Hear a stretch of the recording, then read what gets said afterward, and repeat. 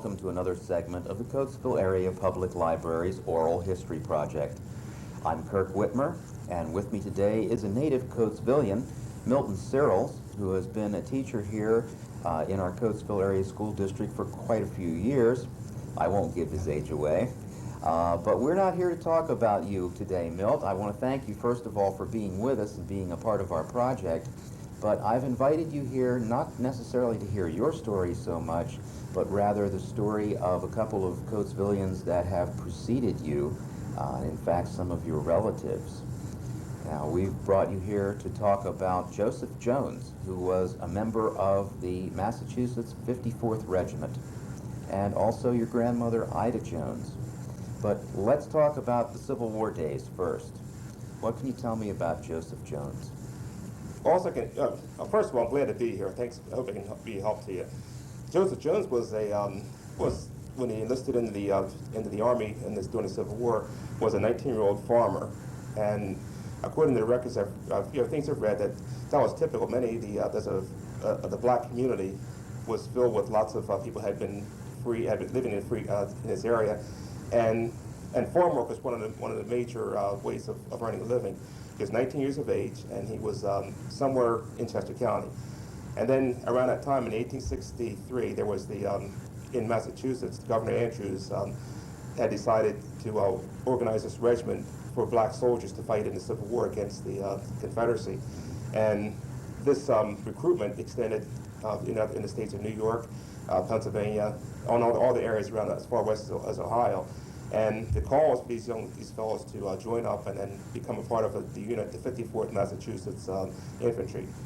And what he did was he came along with probably, if this is from having read that the recruitment was very big posters, and the very famous Frederick Douglass, the orator, the ex-slave, he was one of the ones who probably was one of the ones that was in the Westchester area during the speeches and getting guys to join up. And once they signed up, they were against lots of public opinion was not in favor of arming the black men. There's still resentment because of the proximity to the Mason-Dixon line.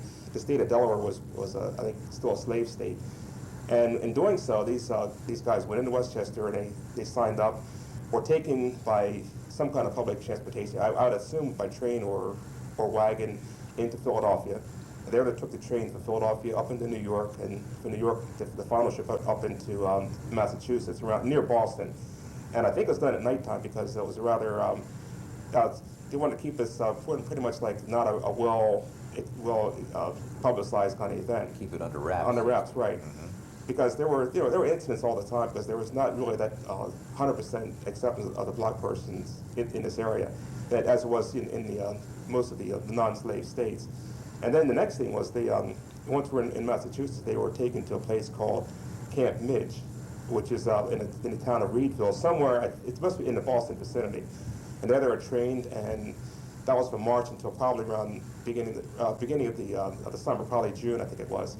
And then they had their first chance to, they paraded before in front of the governor and all the dignitaries. They were put on parade, but everything they did, they were always in question. Would they be good soldiers? Would they fight? Would they turn and run? And could they be trained? And were they equal as men? So in doing so, they had the grand parade, and they showed themselves well during this particular this show-off procedure. Then in the real world they were taken by steamer from Boston down to South Carolina.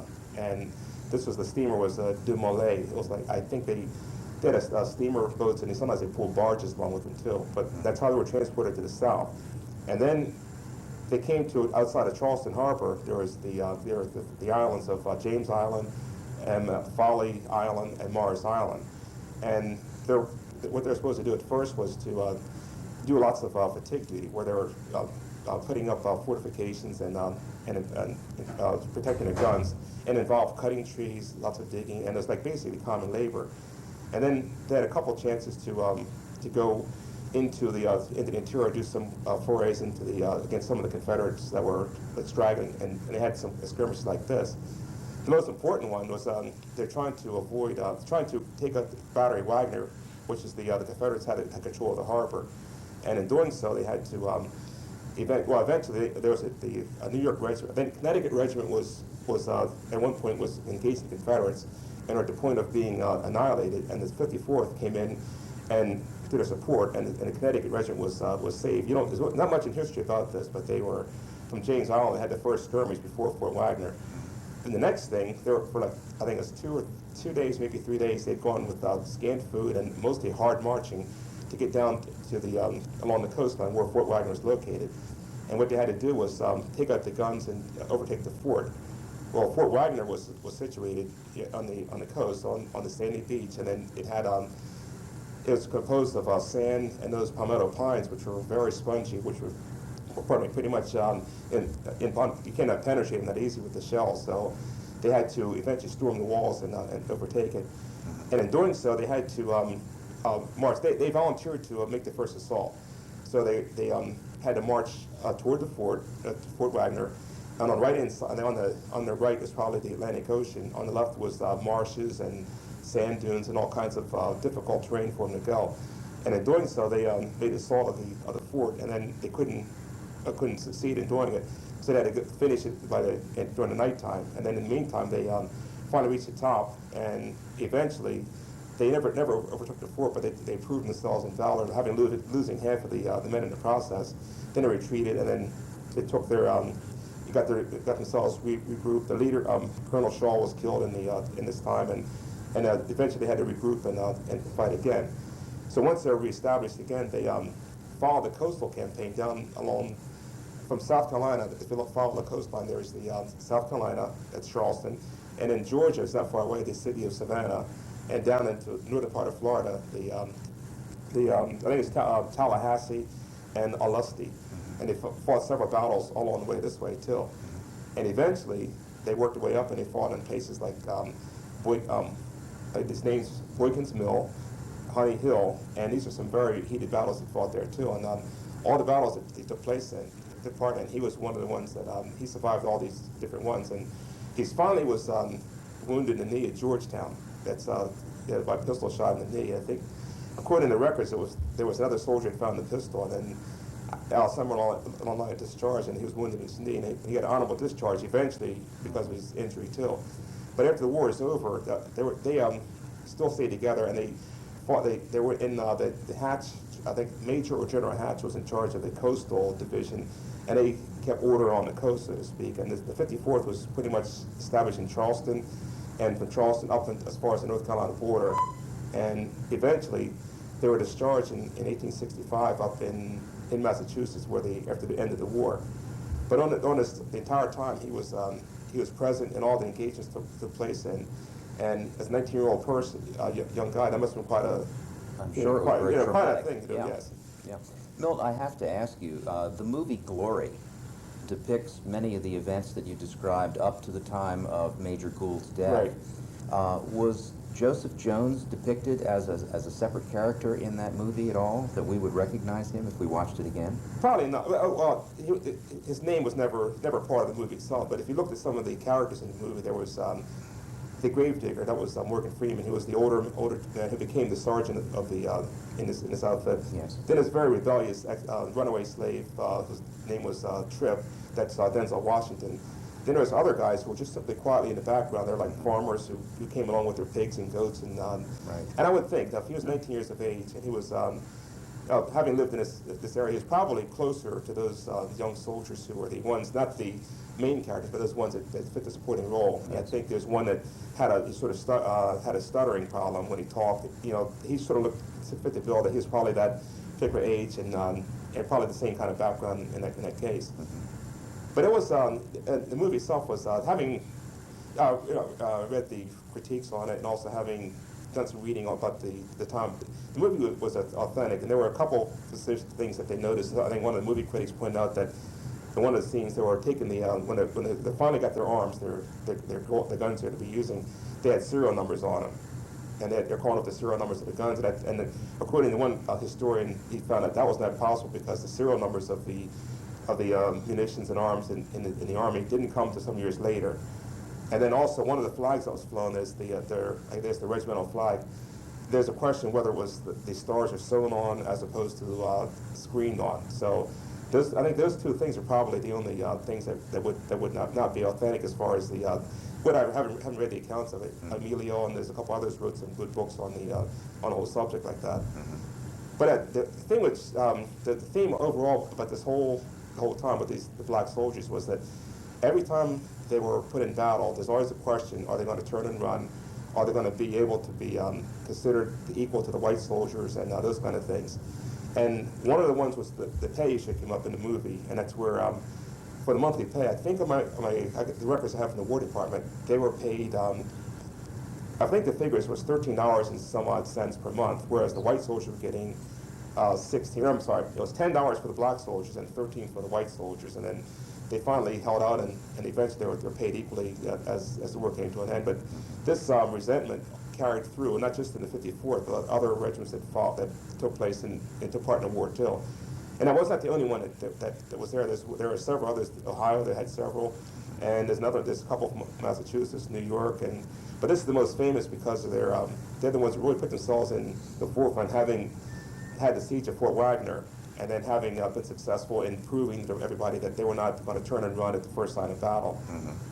So that's pretty much the movie was, as far as I can understand, it looked very good. It was very well done, historically accurate, and it set a real positive tone and a true picture of how things actually were. Yes, it was very authentic. I'm just very interested to find out, or I'm surprised to find out that even though it was the Massachusetts regiment, not all the soldiers were from Massachusetts. They were apparently were gathered from all over the Northeast. Yeah, that's true. Now, I have some records of other people too in the same one. There were some people locally that have had, that mentioned, oh yes, my great-grandfather's in it also. And now there's a John Jackson, and he was a barber from the state of New York, and he joined up, and he eventually settled in the Ackland area.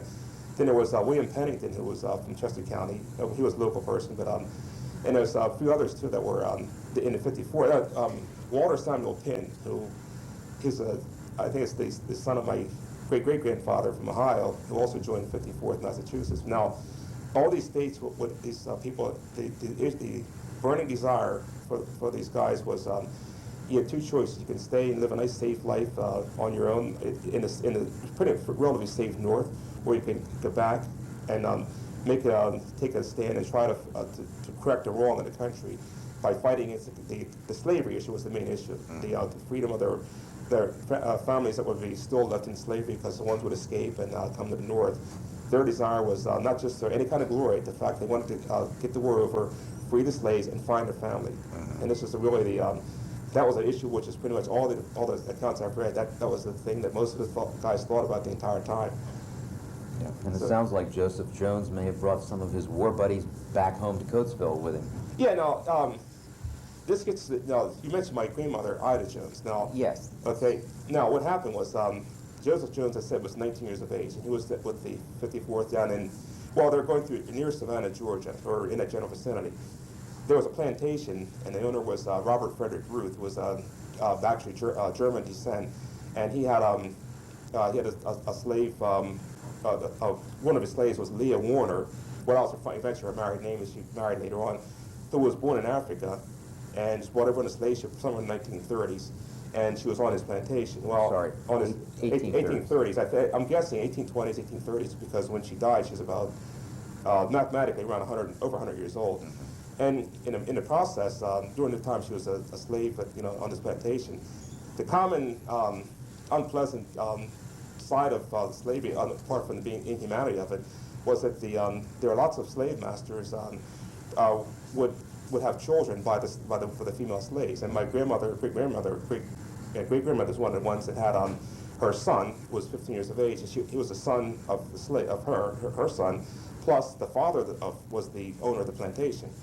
And because of his lighter skin color, he was kept inside the house. He was like the term the house Negro versus the field hand. Well, he was kept inside because he was too light to be in the fields. And of course, and the slaves themselves had a resentment towards the slaves who were like lighter color were carrying the blood of the massa. And these are things which, I've heard over the course of the years. Well, he was 15 years of age, and the 54th came south, and they were, by that time his mother had been sold from. They were sold apart, years before. He was 15, and then as the troops came towards the plantation, the master said, "You're free, you're free," and told him he could go. Well, and then go hide because the Yankees going to kill you. That's what the master said to him. So he was hiding under a bridge, and the soldiers coming along, and one of the lieutenants or one of the officers looked down and saw him under the bridge, and he was afraid. He said, "What are you afraid of?" He said, "Yankee man going to kill me."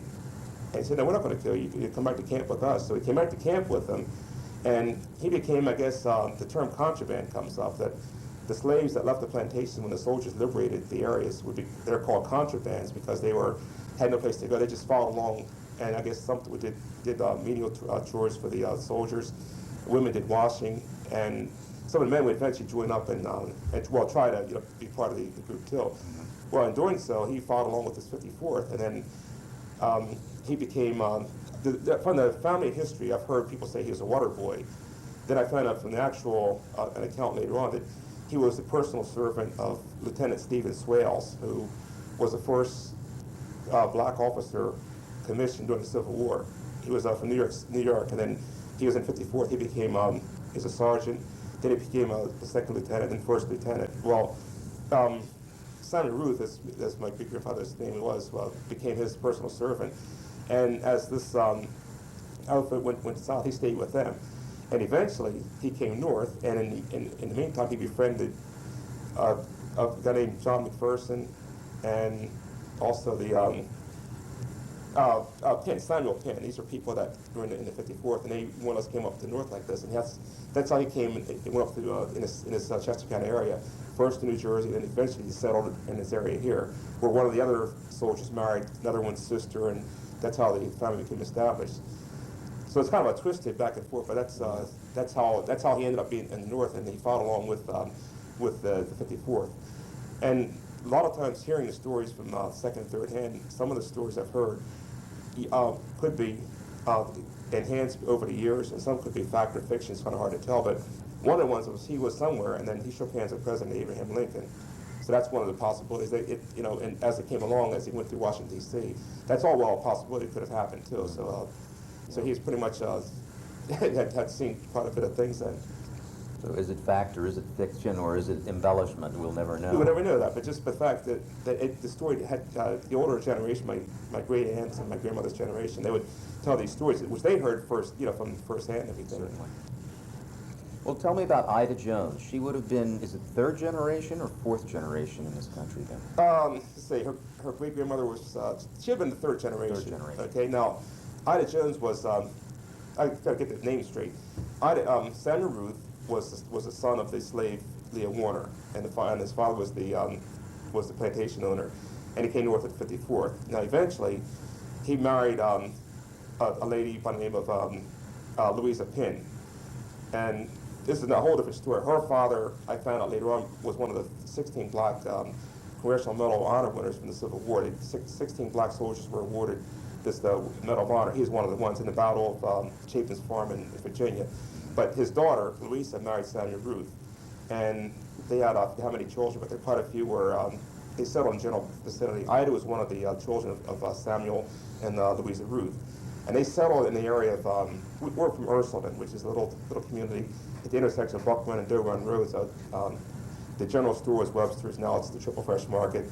The Fallowfield Friends Meeting House is there, and that's where they settled in the general vicinity. But their world consisted of Chatham, Pennsylvania, Buck Run, Green Lawn. All these little places had names back in those days where somebody had the creamery where they take the milk. Someplace else they ground the wheat into flour, and all these things. You heard those stories, but by that time they're long gone. By the time we grew up, so Ida's one of the children of Samuel Ruth. But I should mention to you, Milt, that when you buy a map today that's keyed in on this area, some of those names such as Green Lawn and Ursuline still appear on these modern-day maps. So and it's good. It's still easy to find. That's good. It still stays there. Buck Run, Doe Run, those places. Right.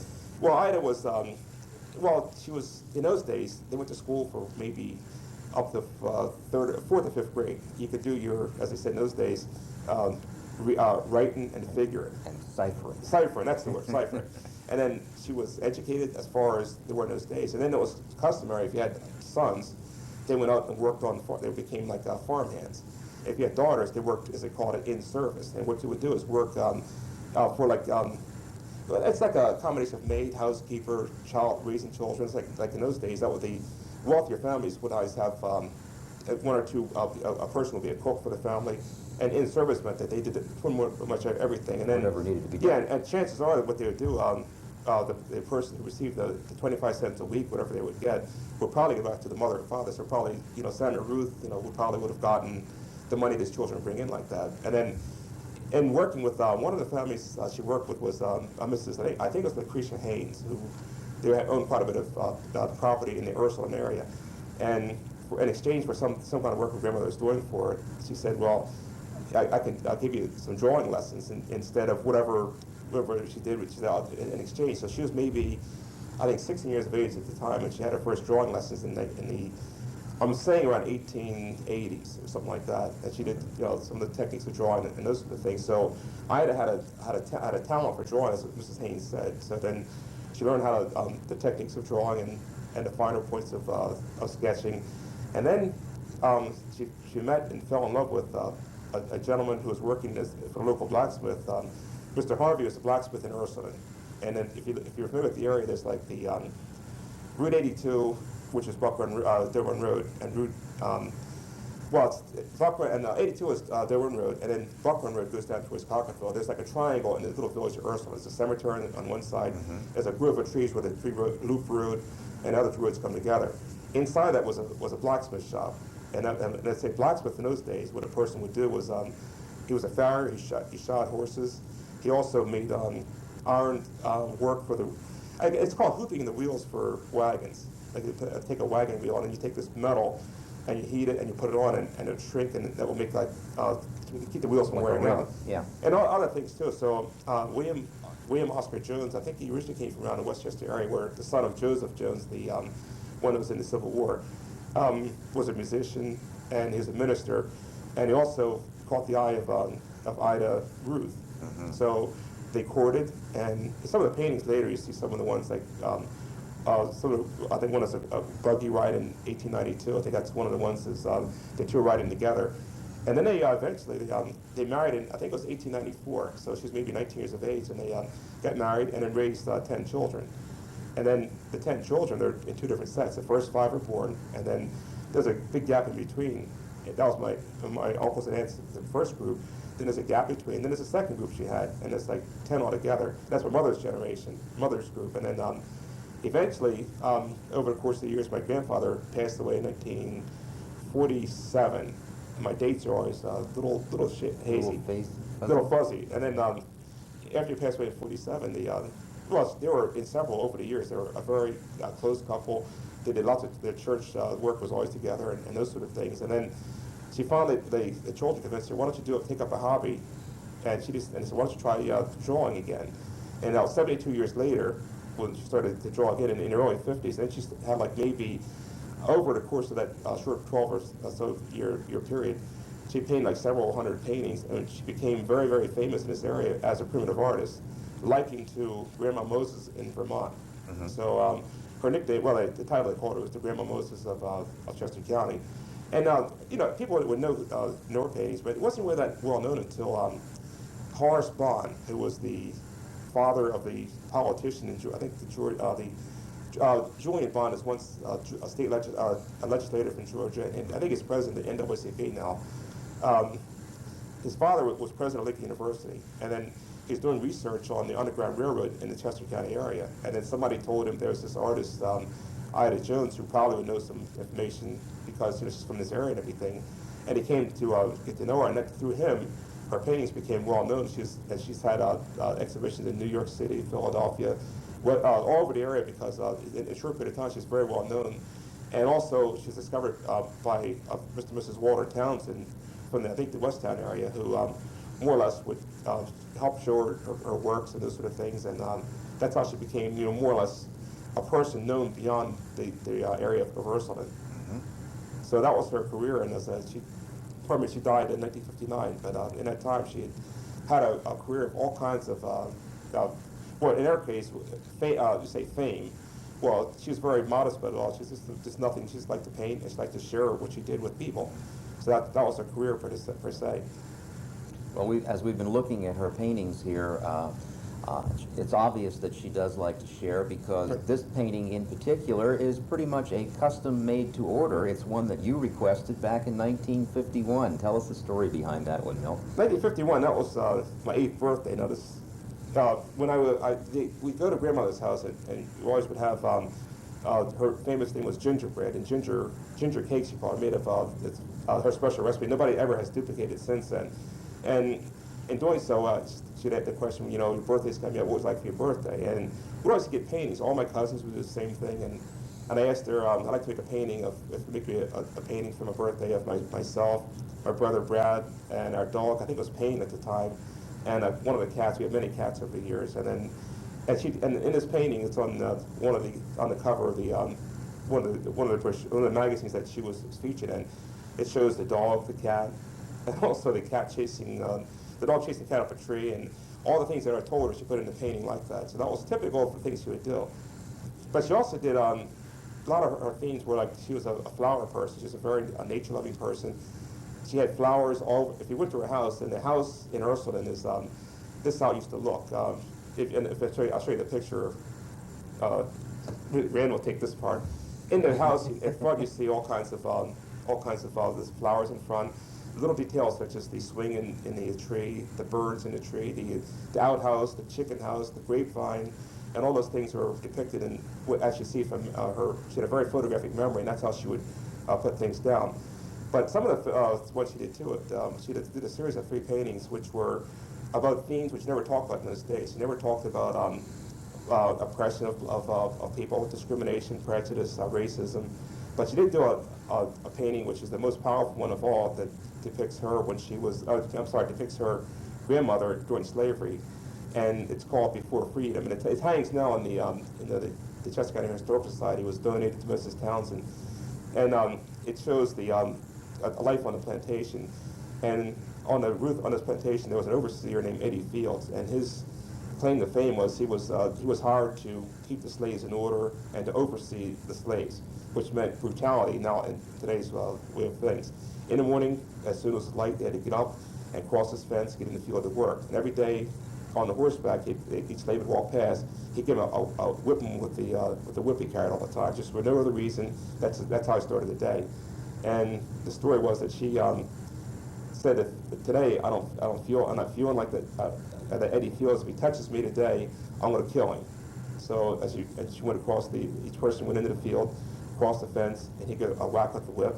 And in her turn, he whacked at the whip. She grabbed the whip, pulled her off the horse, and beat him so badly that he was, as I said in the account, under doctor's care for 3 weeks. And she, in doing so, she was really. It's just a pent-up anger she's had over this whole situation, like as it was, and that kind of thing is one of the things she depicted in her paintings was that particular one. That was a real strong one, which usually she painted flowers, scenes of the farm, threshing machines, those kind of things that you don't see nowadays. And then another was she did a lot of biblical themes too, like with the 5 wise and 5 foolish virgins. She did some of Christ being baptized, and different ones that she was a very religious person, and from her church work and from her religious devotion. But of all the paintings, the ones that are pretty much the flowers are typical for her. Flowers, strawberries, I think of flowering trees, birds, animals, and those kind of things. That was typical of her work. Okay. Very good. Well, Milt, I can't thank you enough for coming forward and sharing these things with us today. It's certainly given us a new dimension to our oral history project. Thank you again. Yeah, and thanks for having me. I just, there's so much in this whole community. As I said, I'm a Coatesvillian. I grew up, went to school here, and I've been well traveled over the course of years. But this area has so much to offer as far as the people have come, and it's like you're like a tip of an iceberg. You've reached. The people have come in from my father's generation. He came from the south in the migration, and then also people came from Eastern Europe, Italy, Ireland, and there's some stories also which are equally as complex as mine. Yes, I'm sure there are. Thank you again. Well, thanks for having me.